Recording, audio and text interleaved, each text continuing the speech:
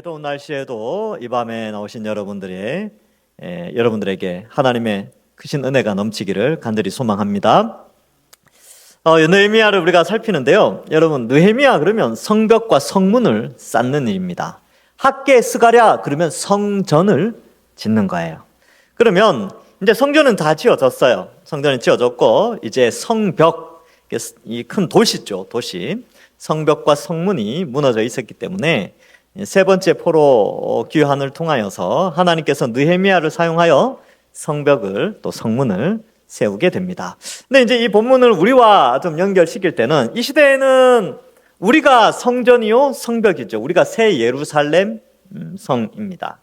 그렇기 때문에 우리의 무너진 부분들을 세우기 위해서는 어떻게 해야 되냐면 결국은 말씀, 성경 66권을 바르게 세우는 것이 이 시대의 성벽과 성문을 세우는 것이다 라고 우리는 적용하며 그러한 영적인 시각을 가지고 우리는 느헤미야를 살펴보고 있습니다.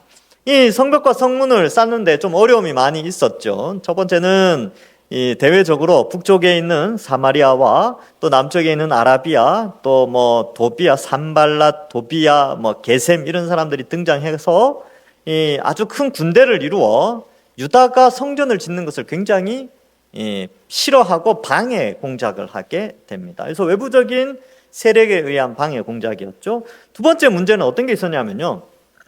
이 가난의 문제가 있었습니다. 이 흉년이 드니까 먹고 사는 문제가 힘들었죠. 그래서 기업으로 물려받았던 땅들을 팔고 나중에는 딸들까지 팔아서 노예로 삼는 그런 일이 있었고 또 높은 이자를 받는 그런 문제가 발생을 했습니다. 그래서 원래 이제 하나님의 백성들끼리는 이자를 받을 수가 없습니다. 그리고 종으로 삼을 수 없죠. 그것이 바로 율법에 나오는데 그 당시 사람들이 이 율법을 어기고 하나님을 어기며 자신의 부를 축적하며 살았던 것입니다. 그래서 제가 말씀드릴 때 이야기했죠. 성도들끼리 돈 거래하시면 안 되고 혹시나 빌려줄 거면 받을 생각하지 말고 빌렸으면 반드시 갚고 빌려줄 때는 이자를 받지 마라.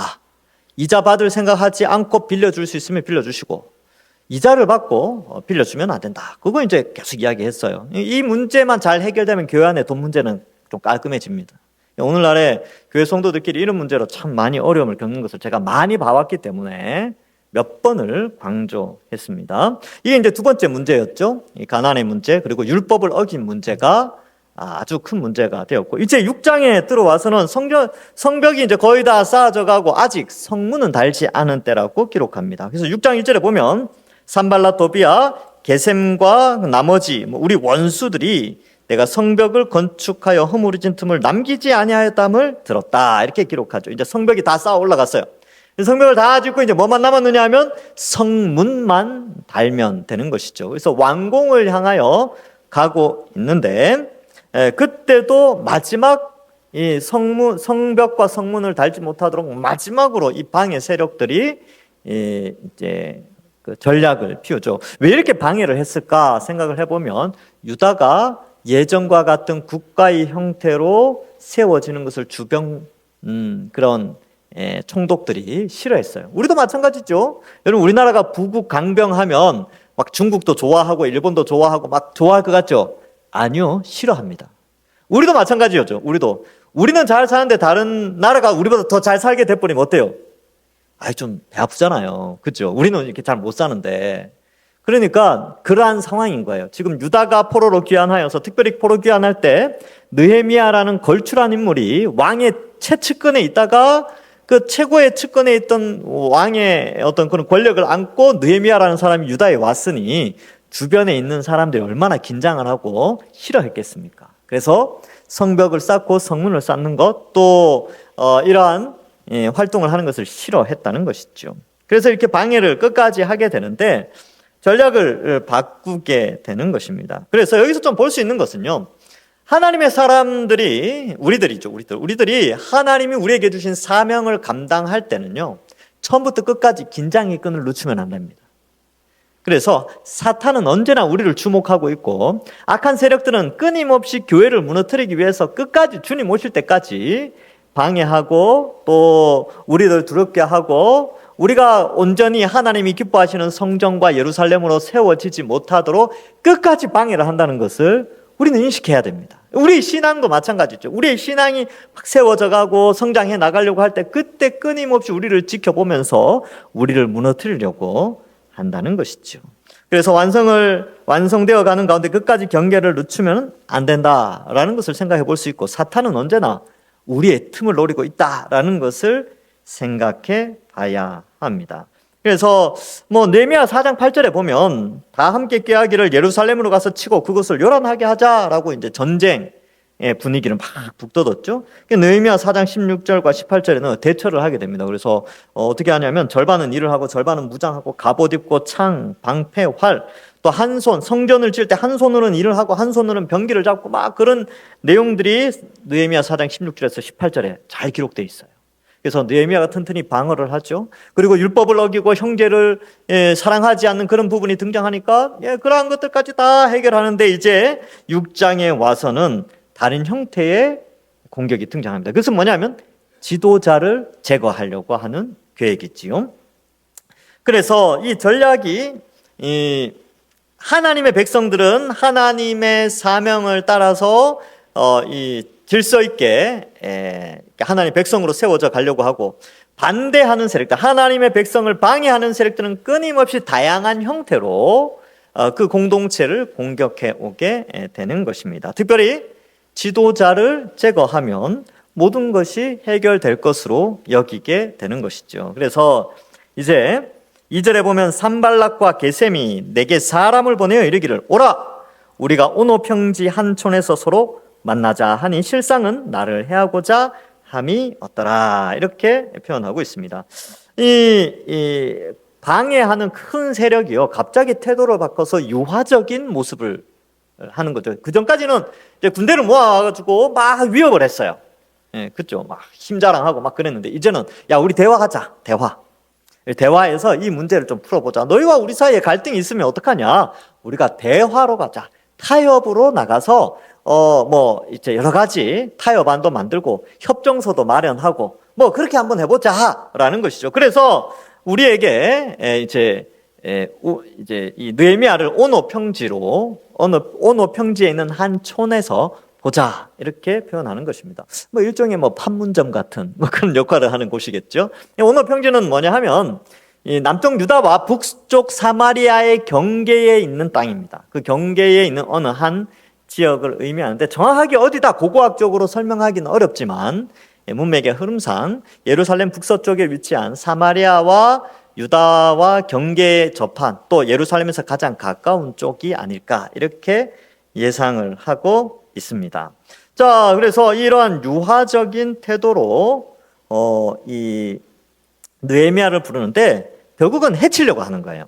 그리고 이 역사, 성벽을 쌓는, 성문을 다는 이 역사를 중지시키려고 느헤미야를 부르게 되는 것이죠. 그래서 3절에 그렇게 되어 있습니다. 내가 곧 그들에게 사자를 보내어 이르기를, 내가 이제 큰 역사를 하니 내려가지 못하겠노라. 어찌하여 역사를 중지하게 하고 너희에게로 내려가겠느냐, 이렇게 말을 하죠. 느헤미야는 이 성벽과 성문을 쌓는 사명의식을 가지고, 또 그들의 그 악한 계략을 다 알고 대처를 하고 있는 것입니다. 대적들은요, 공사 중지가 목적이었어요. 그래서 그들에게 두려움과 낙심을 불어넣어서 이 공사를 못하게 하려고, 특별히 이제 공사를 중지시키기 위해서 느헤미야를 불러내어 중단시키고 그를 해쳐서 다시는 성을 짓지 못하도록 위협을 가하게 되는 것이죠. 그래서 이 오노 평지라는 곳은요, 타협의 장소이지만 타협이 아니라 위협의 장소가 된 것입니다. 그래서 이러한 이 타협을 통하여서 문제를 해결해야 하는 것처럼 제스처를 취하지만 결국은 해치는 모양이 되는 것이죠. 여러분, 이 교회도 마찬가지입니다. 교회도 사명이 있죠. 진리를 수호하고 영혼을 구원해야 하는 교회의 대전제가 있습니다. 그런데 이 악한 세력들은 늘 이런 교회를 보고 있어요.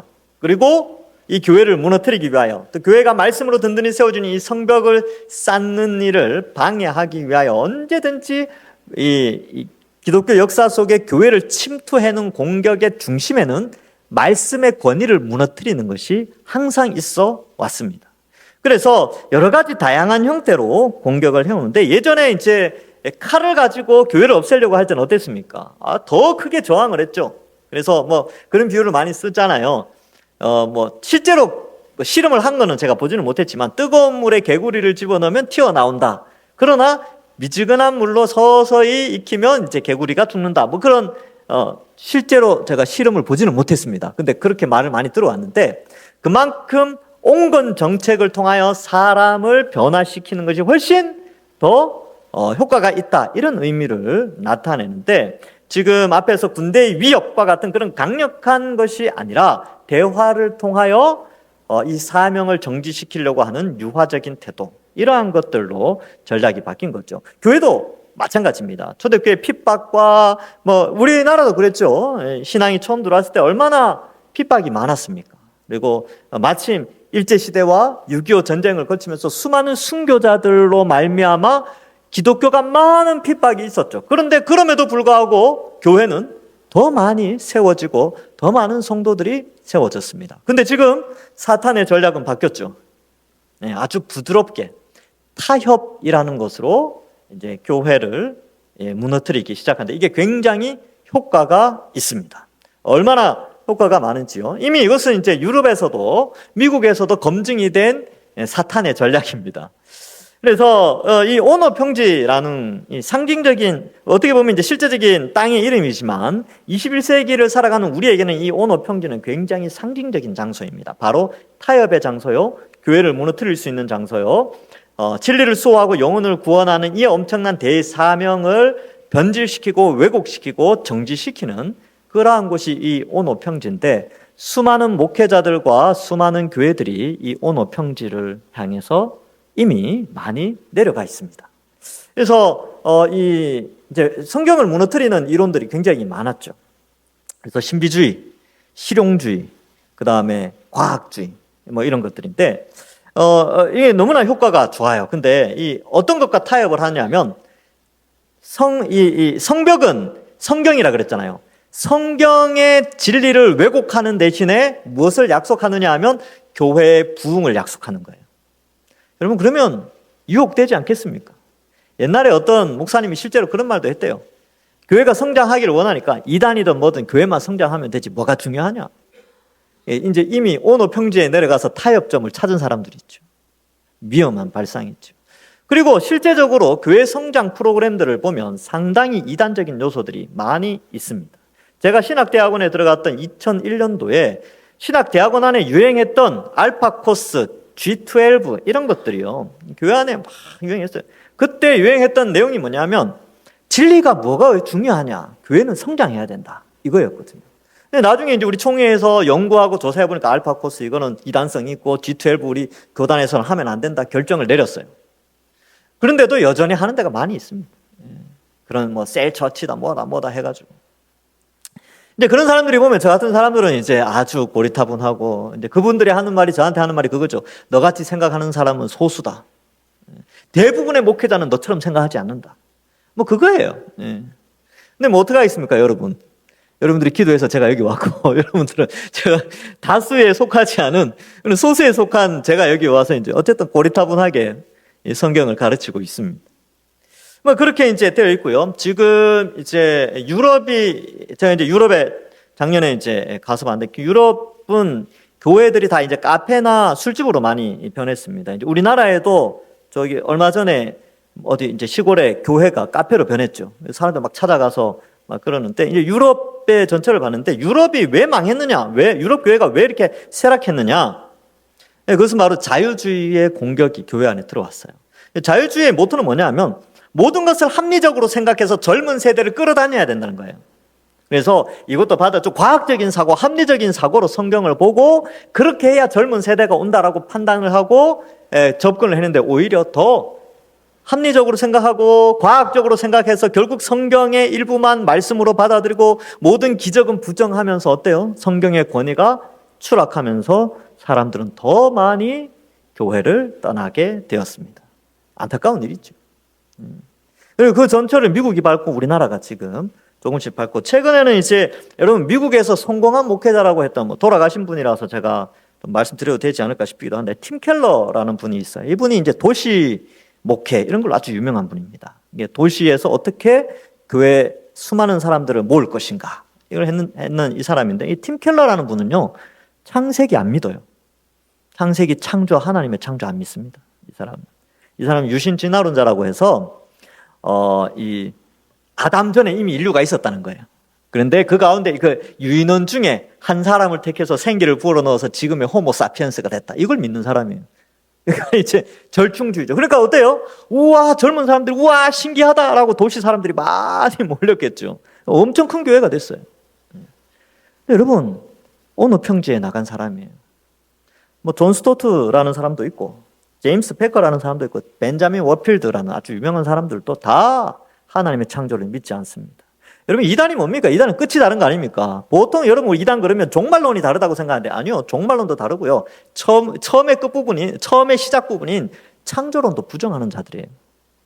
이런 이론들이 교회 안에 많이 들어와 있고요. 최근에 제가 아는 아주 유명한 합신의 아주 전통 보수주의, 우리 총신이 많이 개방되어져서 잘못됐다라고 더 보수적인 신앙으로 나간 합신이라는 데 있는데, 합신의 교수였던 분이 그런 말을 해요. 유신 진화론, 제가 좀 전에 말한 그런 이 자유주의 학자들이 말하는 그것과 우리가 말하는 전통적인 개혁주의, 이건 대화가 가능하다. 이거 다 복음주의다. 이렇게까지 이야기를 하더라고요. 그래서 야, 이 큰일 났다. 네, 우리도 이제 그 전철을 밟는구나. 제가 그 생각을 하고 있습니다. 그래서 이러한 것들을 볼 때 요즘 뭐 과학과 신학의 대화, 뭐 과신대 뭐 이렇게 이야기하는 사람도 있고, 뭐 이 잘잘법 유튜브에 보면 그런 것도 있어요. 그런 쪽에 나오는 사람들을 보면 다 하나님의 창조를 부정합니다. 그리고 진화론을 부분적으로 받아들이고 하나님이 진화하게 하셨다 이렇게 생각을 합니다. 6일 창조 안 믿어요, 그 사람들. 그렇게 되면요, 6일 창조를 믿지 않게 되고 창세기 1장, 2장을 부정하면 원죄론이 없어집니다. 첫사람 아담과 둘째 사람 예수 그리스도의 인류의 대표성이 사라져요. 그런데 그 사람들이 이미 이제 목회자로 활동하고 교회가 막 성장해요. 그런 시대에 그 오너 평지에서 타협을 한 거죠. 저는 그렇게 생각을 합니다.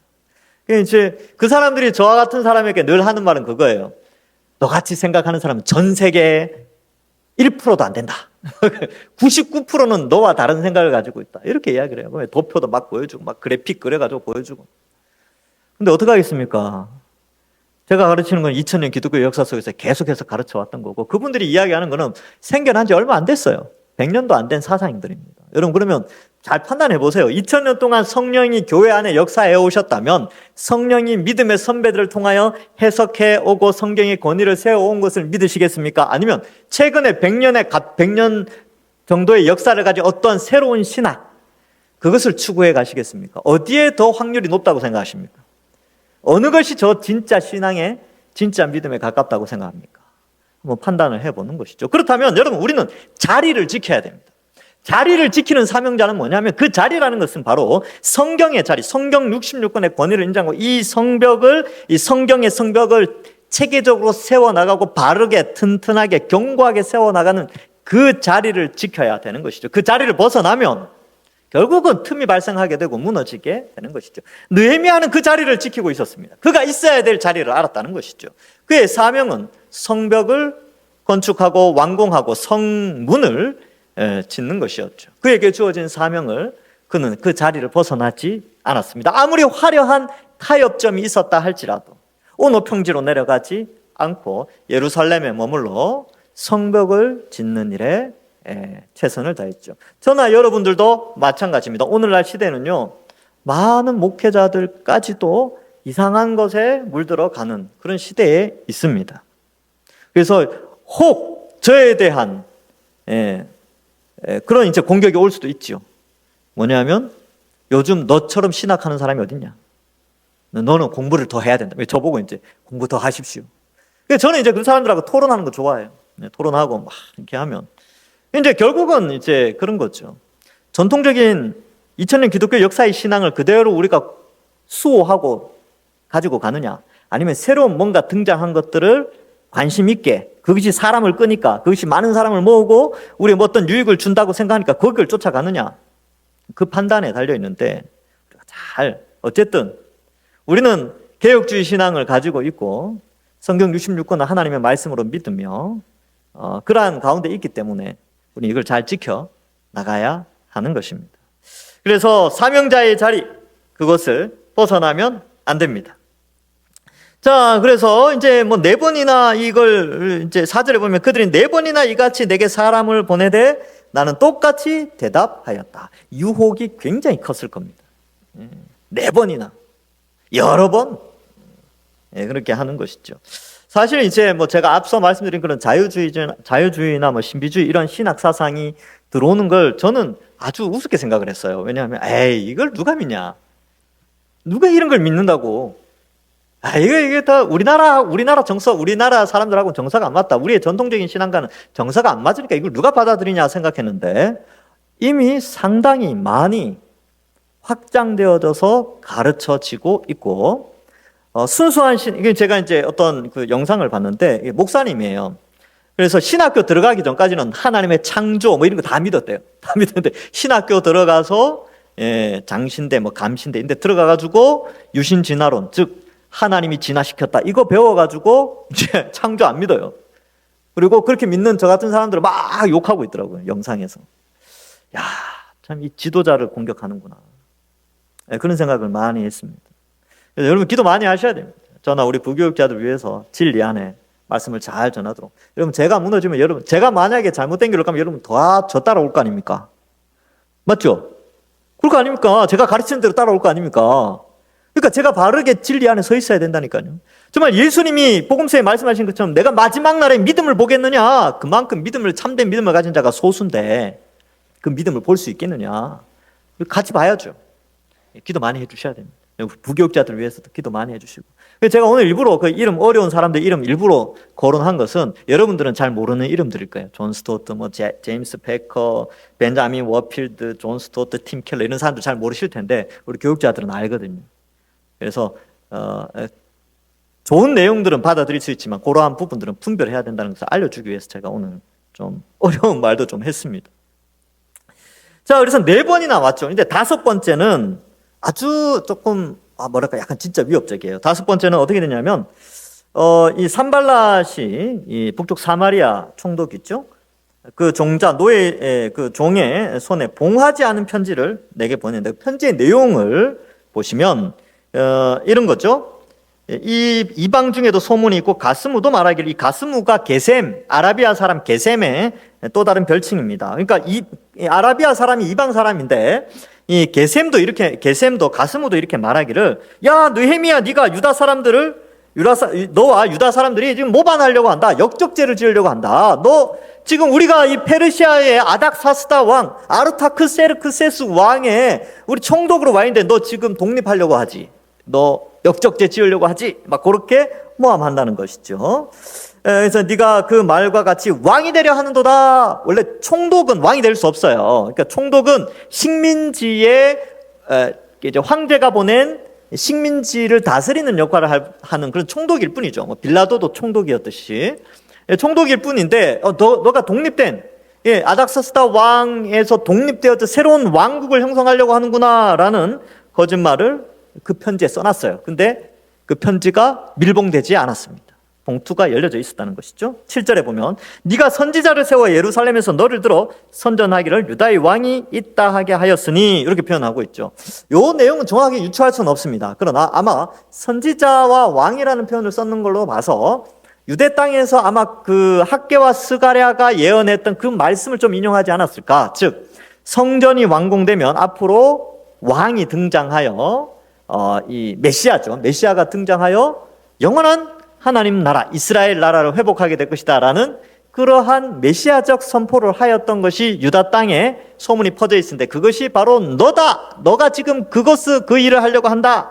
라고 뒤집어 씌우는 것이죠. 자, 그 다음으로 왕에게 들릴지라. 그런즉 너는 이제 오라! 함께 의논하자. 이렇게 이제 표현하죠. 자, 요런 소문이 있으니까 다시 만나자. 이렇게 말하고 있는데 편지가 밀봉되지 않았어요. 여러분 이게 뭘 의미하는지 아십니까? 이거는 오늘날에도 많이 봐요. 이게 약간 정치 활동인데 정치 공학적으로 이 흘리는 거예요. 가짜 뉴스를 언론에 흘리는 것하고 똑같습니다. 뭐냐면 봉투가 열렸잖아요. 보통 여러분 옛날 영화 같은 데 보면 이 밀봉을 해서 거기에 그 파라핀을 녹여서 도장을 딱 찍어서 이제 편지를 전달하잖아요. 근데 이게 닫혀 있지 않았다는 거예요. 그러면 지금 이 산발랏에서 느헤미야까지 전달되어질 때 중간에 누군가 이것을 읽었을 거고 여기 안에 기록된 느헤미야에 대한 모함, 이 거짓 소문이 퍼지기를 의도했다는 거예요. 흘리는 거죠. 일종의 언론에 거짓 정보를 줘서 상대방을 뒤집어 씌우는 건데, 여러분 이것은 오늘날에도 우리나라 정치에도 많이 있죠. 많이 봐왔잖아요. 쓱 흘렸는데 가짜야. 쓱 흘렸는데 가짜야. 그래서 어떻게 해요? 그것 때문에 정치에서 막 이렇게 선거에서 이기고 막 그러잖아요. 그 거짓 정보 때문에, 가짜 뉴스 때문에. 팩트를 체크해야 되는데 그렇지 않아요. 왜냐하면 사람들은 누구나 흘려진 말도 다 믿는 사람들이, 뭐 거짓 소문을 내면 이제 저에 대한 거짓 소문을 내잖아요. 그러면 여러분들은 대부분 안 믿겠지만 그 중에 한두 명이 믿을 수 있잖아요. 그 한두 명이 입소문을 내면 그 효과가 크다는 거예요.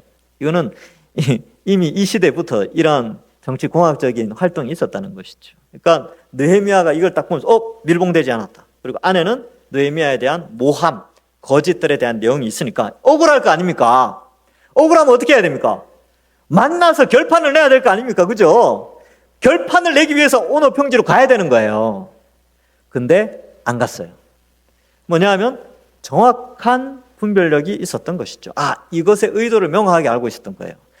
오노평지로 억질로 오게 해서 암살하려고 하는, 해치려고 하는 의도를 명확하게 알고 있었다는 것이지요. 그래서 이러한 이 음모는 결국은 드러나게 되고, 또 우리가 일생을 살아가면서 억울한 일을 당할 때가 많이 있습니다. 근데 그럴 때 흥분하면 안 돼요. 흥분하지 말고 정말 억울하면요 어떻게 해요? 기도하고 참고 또 흥분하지 않고 이렇게 이제 문제를 해결해 나가는 것이죠.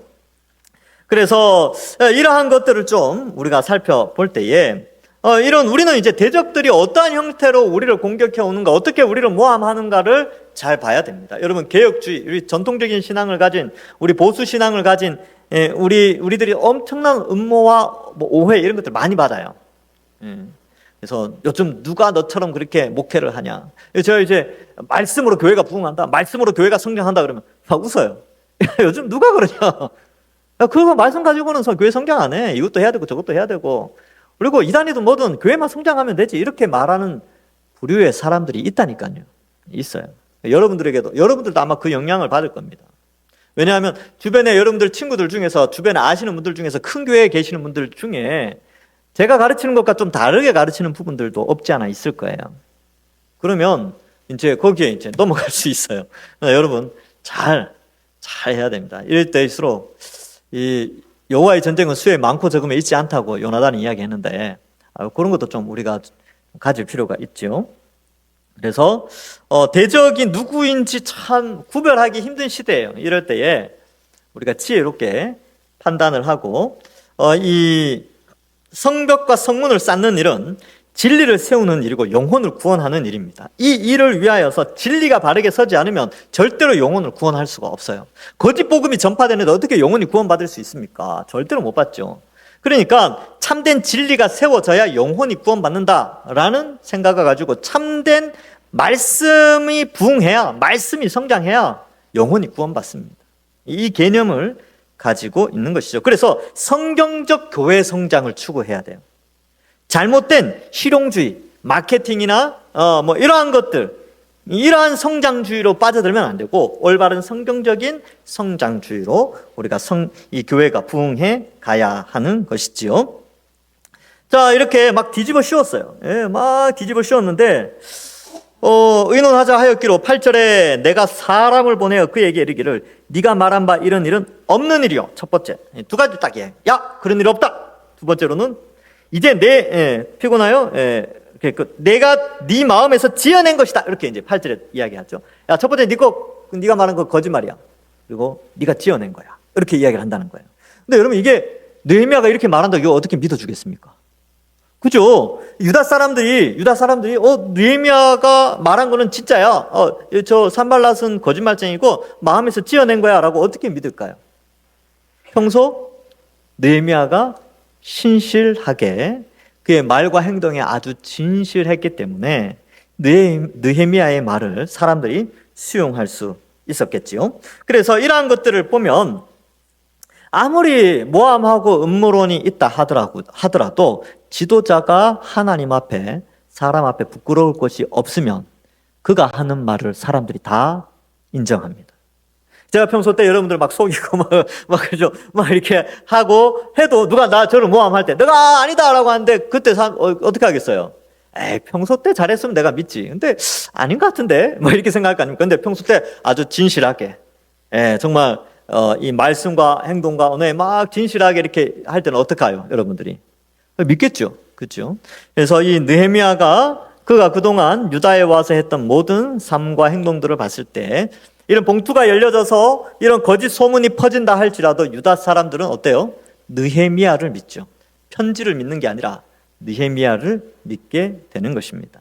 그래서 이 봉하지 않는 편지의 의도를 무너뜨리는 것은 바로 느헤미야의 이 진실한 두 마디가 이러한 모든 이론들, 이런 소문들을 잠잠케 하게 되는 것입니다. 우리 교회도 마찬가지죠. 교회가 본질을 추구하고 교회가 말씀 위에 든든히 서 있으면요, 참된 교회가 하는 모든 메시지들을 세상 사람들이 귀담아 듣습니다. 근데 교회가 세상 사람들로부터 손가락질 받고 전통적이고 개혁주의 교회라고 하면서도 진리에서 벗어나면서 성경적이지 않은 행동을 하거나 판단을 할 때 세상 사람들은 교회의 진실된 말을 믿지 않으려고 합니다.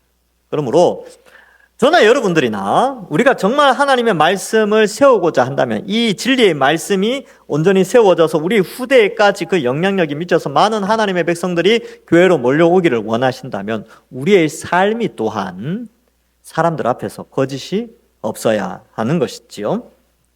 이것도 우리가 한번 생각해 볼 필요가 있습니다. 우리도 약점 잡힐 낮은 수준의 삶이 아닌 높은 수준의 삶을 살고 분별력 있게 행동할 때에 우리의 변호는 진실로 받아들여지게 되는 것입니다. 자, 그래서 9절에 보면 이는 그들이 다 우리를 두렵게 하고자 하여 이렇게 표현하고 있죠. 그러니까 느헤미야나 유다 백성들을 두렵게 해서 성벽과 성문을 다는 것을 중지시키려고 했는데 이 실패로 돌아갑니다. 오히려 하나님은 이제 이 느헤미야는 기도를 하게 됐죠. 그래서 이제 우리를 두렵게 해서 역사를 중지하려고 했지만 느헤미야가 기도합니다. 이제 내 손을 힘있게 하옵소서라고 기도를 하죠. 그래서 이 기도가 응답되어지는데 하나님께서 아주 해학적으로 아주 재미있게 이 기도에 응답을 주십니다. 느헤미야 6장 16절에 보면 우리 같이 한번 읽어보겠습니다. 자막이 있지요. 한번 읽어볼까요? 시작. 우리의 모든 대적과 주위에 있는 이방 족속들이 이를 듣고 다 두려워하여 크게 낙담하였으니 그들이 우리 하나님께서 이 역사를 이루신 것을 알미니라. 그러면 이방의 수많은 사람들이 유다 사람들이 두려워하고 낙심하여 성전을 성전이 아니고 성벽과 성문을 건축하는 걸 중지시키려고 했는데 이제 15절에 보면 51일 만에 다 완공이 되어지거든요. 그러니까 오히려 주변 사람들이 유다 사람들을 두렵게 하고 낙심시키려고 했는데 자기들이 두려워하고 낙심하게 되는, 그래서 이 느헤미야의 9절의 기도가 응답되어지는 것으로 지금 성경은 기록하고 있습니다. 여러분 마찬가지죠. 여러분 우리가 이 성벽을 건축하고 성문을 달고 또 진리를, 이것을 위하여 이 시대에 우리가 참된 진리를 추구하고 교회가 교회다워지고 성경적 교회로 또 성경적 메시지가 제대로 잘 선포되어지는 그러한 것들을 꾸준히 이렇게 해나가면요, 오히려 참된 진리에 서 있는 교회를 하나님이 인정하시고 그 교회에 하나님이 오히려 더 많은 사람들을 보내주시지 않겠습니까? 그리고 하나님 앞에 섰을 때에 부끄러움 없는 교회로 세워지는 것입니다. 여러분 이 시대는요, 우리가 하나님의 말씀이 제대로 이 성경의 권위, 하나님께서 이 말씀을 썼고 이것이 참된 진리며 인간의 그 어떤 과학적, 인문학적 판단에 의해서 판단될 수 없는 위대한 권위의, 유일한 권위의 책이라는 것을 부정하게 만드는 시대에 살고 있습니다. 그러나 우리는 이것이 하나님의 유일한 말씀이요, 이것이 삶의 진리라는 것을 그대로 믿는 우리에게 하나님은 보답해 주시고 또 영원한 하나님 나라의 영생 복락을 허락해 주신다는 사실을 잊지 않으시기 바랍니다. 여러분, 노아 홍수 때 수억 명의 사람이 있었다 하더라도 구원받은 사람은 노아의 식구들밖에 없었습니다. 마찬가지로 이 시대에 80억 인구가 살지만 참된 믿음을 가진 자는 늘 어쩌면 소수죠. 그리고 구약의 이스라엘이 멸망했을 때에 하나님이 남겨둔 남은 자는 소수에 불과했습니다. 오죽 적은 인원이었으면 나무의 그루터기다라고 비유적으로 표현했겠습니까? 이 마지막 때에 많은 그리스도인들이 있다라고 생각되어지는 때가 그렇게 보여질지 몰라도 참된 믿음을 가진 사람은 많지 않습니다. 이럴 때 여러분, 우리는 신앙의 자리, 믿음의 자리, 이 성경의 권위를 인정하고 믿는 그 자리를 지키고 오노 평지와 같은 세상과의 타협의 자리, 세상과 협상하는 자리, 세상의 것을 받아들이는 그런 자리에 가지 않고 이 믿음의 자리를 굳게 지켜서 하나님 앞에 인정받는 저와 여러분들 그리고 우리 동산교회 되기를 주님의 이름으로 간절히 축원합니다.